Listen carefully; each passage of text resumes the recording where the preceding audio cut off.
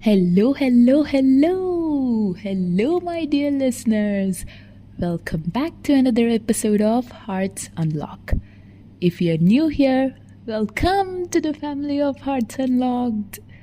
I'm your host, Veronica, and in today's episode, we are going to talk about a universal feeling that touches every one of us at some point of time in our lives. It's the ache of missing someone. Whether it can be a friend who moved away from your life or a loved one who passed away, or it can be even your sweet, darling pet who passed away. Someone you have lost touch with.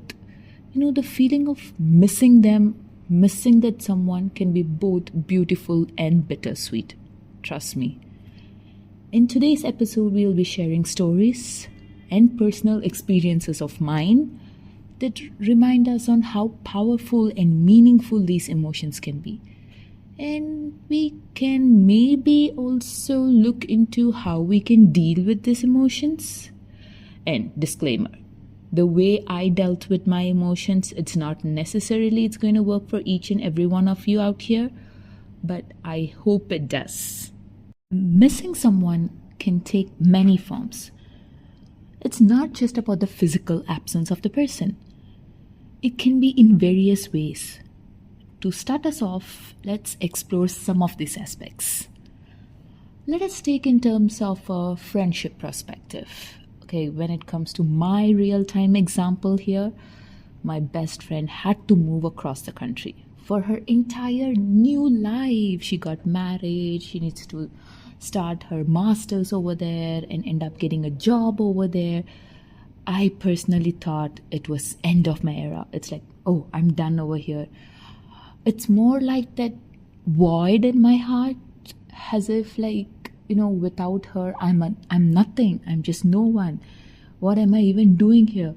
Do I need to apply for masters and go abroad, or do I need to just leave this place and do something else? I just couldn't imagine my office the same way without her. I know some of us, we do overreact sometimes. We do a lot of overthinking. Sometimes we humans, we do that. Okay, but what remained is that our bond, it was still very strong. Our weekly video calls turned into a tradition, to be more precise. We do every Sunday ritual, like a Sunday video call. It was like I didn't feel like it was that long of a distance or that far of a distance. It was really feel like, oh, she's here with me. That video call, it gave me such a feeling. At that point of time when I was missing her, it actually taught me a value of nurturing connections, no matter how far or near we are. People always used to say that you would not know the value of a person until and unless he's far away from you, or until and unless you have that gap between, both of you guys. That's actually true. I mean, I personally felt that.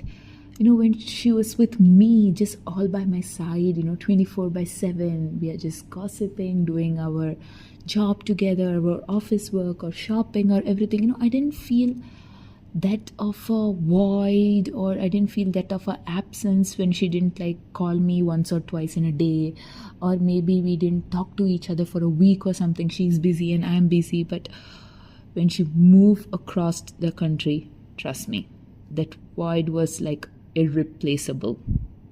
In these cases, what actually, as I did, constant video calls, our weekly tradition, online video calls. So you guys can do the same if any of you are undergoing such a situation or have already been a part of this kind of situation. Make it a habit. Do a video call or an audio call, or maybe a text message. Maybe you're not a calls type of a person. Just leave a text message to that person. Anything would do. It's not necessary you should do a call to that person. Just show your love language in any form you like. Maybe your form is to send her some gifts, what she likes. Do it. Just keep up that connection. Don't lose the bond. And what you can do to that concentrate on yourself more. Now it's the time for you to nourish, flourish. Like, you have that extra time. Maybe, the shopping time you spent with your friend, you had that extra time. So you can just maybe learn an extra course, or maybe you can use that that time dedicatedly for you. Or maybe you can start some journaling, or bring up some or the other another extra hobby for yourself. Learn swimming, drawing, painting, anything which suits you. You just got an extra time. Might as well utilize it for your own good. After all, you need that self-love. I mean, you might be thinking it's easier to say than, doing that part. See, I understand. Sometimes it can be really very challenging. So, how do actually people cope up with the emotions? I mean, I have a couple of stories of my friends when actually one of my friend's grandmom passed away. I mean, she's very, very, very attached to her grandmother. So she just channeled all her emotions into writing. She used to write letters to her grandmom, like, this is how I feel, this is how was my day today. So she just channeled it in the form of letters and channeled it in the form of writing. That actually helped her feel more close to her grandmom, even though she's no longer here, but she didn't have that missing feeling. And it also helped her in a way that now she's very good at writing and she wants to publish her own book. See, it's just about channeling your emotions into something really positive rather than just spiraling down. This is all about friendship, family. So let us look at the main perspective here. What about your love life? People will be like, okay, it's easy to overcome a friendship, or maybe it's easy to overcome something which happened in your family. Actually, it's not. Different people have different way of, how do they deal with it. But okay, let us look at love life. So, for example, your romantic relationship ends. So it can be about like the person moved away from you, wherein you are not willing to let go of the person, but that person moved away from you, or you had to, separate your paths from each other. So it's more like you feel that a piece of you has been missing. So you're not like yourself lately. You have like completely changed. I'm not this person. I was myself with that person, but now I'm completely changed. It's something missing within me. Although I've moved on, I feel there's still something missing within me. I get you guys. I totally get that feeling. So missing someone doesn't mean that you always want them back in your life. So you need that growth back. So how were you when you were with them? That happy you, that joyful you, that silly you, whatever that origin of you, the authentic you. It's now the time to bring back that authentic you. See, that authentic you is what's within you. It was there within you way before he or she have entered into your life. So where is it? It's just buried down there somewhere in your heart. Dig it up. Be yourself. Come on. Cheer yourself up. Okay, it's okay to cry initially. Please do let out your emotions. Cry. But that shouldn't be your only solution, or that shouldn't be your always go-to solution. No, it's okay to be vulnerable. It's okay to cry. There is no specific definition that you should deal with depression in this certain way, or you should deal with anger in this certain way. No, but you shouldn't be in that zone or in that situation for a very long time.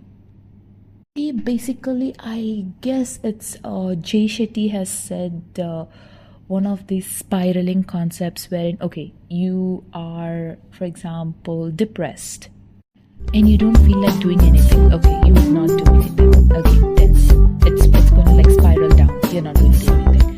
And again, like, you're not going to do anything. You're just, the time, you're just wasting the time. So it's basically you're just spiraling down. And again, after 2 days or 3 days, you'll be like, oh shit, I've wasted all the time. I could have done this, I could have done that, I could have done something else. So it's nothing but just spiraling down. So instead of spiraling down, just try something. So you are depressed, okay, why don't you try just like maybe journaling or gardening or taking your pet for a walk, something or the other. So just try to spiral up, hear some good songs, motivational songs or motivational speeches, anything which is out, which brings you out of your spiraling down energy. Just give it a try. I know it's going to be tough at the start, it's going to be very difficult. You just don't feel like engaging in any conversation, or you just don't feel like hearing to that music. But trust me, it just takes 21 days to make it a habit. You guys know. Let me tell you one of my real-time example. So I had to go and pursue my master's, and I was like just a week away from living. And I was like in that zone or in that mood wherein, okay, did I pack all of this? Are my documents all sorted?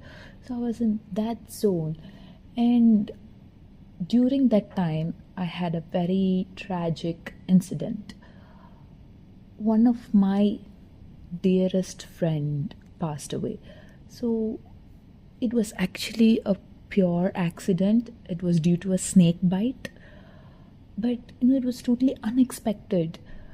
I felt I was just unable to process. I can't just now skip my master's plan due to that, and I just have 5 days to process everything and move to a different country to set my life. But I was in a total shock. I don't know what trance I was in. I was like total blank. I didn't have any emotions or expressions on my face. I just felt like I'm just broken from inside. It's just my inside of me is just broken into million pieces, and it's like shattered everywhere, and I just can't find the pieces. I can't just pick them up. You just can't express it in terms of words. And I didn't even cry hearing that news. I mean, hearing that news, the first thing a person do is like maybe they lash out, they just cry out, which actually makes them feel better. But I didn't. I was just in that shock, in that denial phase wherein, no, this just can't be happening right now. No, this was like just out of a sudden. No, this didn't happen at all. So I was in that trance phase. And believe me or not, it took me like more than a month or so to just sink everything in, process it, and just let everything out in the form of tears. So post 1 month, that is when I just started crying. I just listened to one song, and it's a song called Broken Angel. So I just listened to that song, and that incident came into my mind, and tears started just rolling down my eyes, and I just cried continuously for an hour or so. And that day I felt a huge relief in my heart. Whatever is piled up in my heart for that whole month, it was just like released. Okay, but guys, I'm not recommending you to do that, not at all. You have to release what is inside you. It shouldn't be piled up. If it piles up, it can cause a severe damage to yourself. You're just piling everything up, and you're not sharing. You will have a particular threshold. Beyond that, you just can't go. So you'll just lose your own self, you'll lose your identity. So you just don't pile things up. I dealt it in a different way, I dealt it in a wrong way, but this is just a lesson for you guys out there to never do it in such a way. Just talk to someone, talk to your mom, talk to some other best friend, or just seek some medical help, talk to a therapist, something or the other, but just don't pile things within yourself.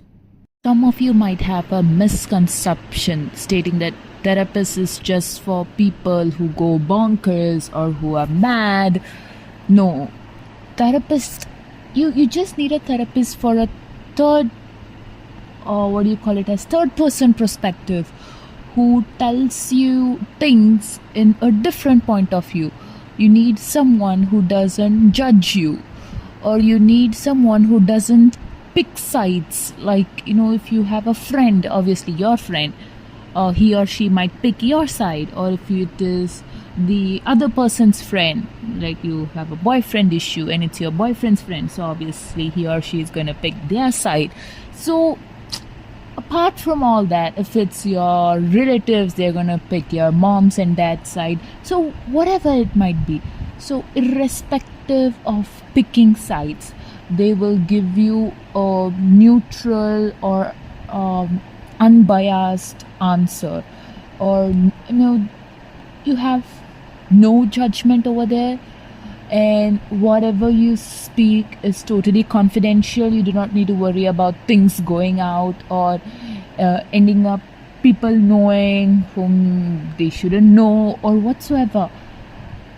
You can just freely speak to them, and truly, trust me, some therapists, it depends on your wavelength and your therapist's wavelength. Sometimes it doesn't match.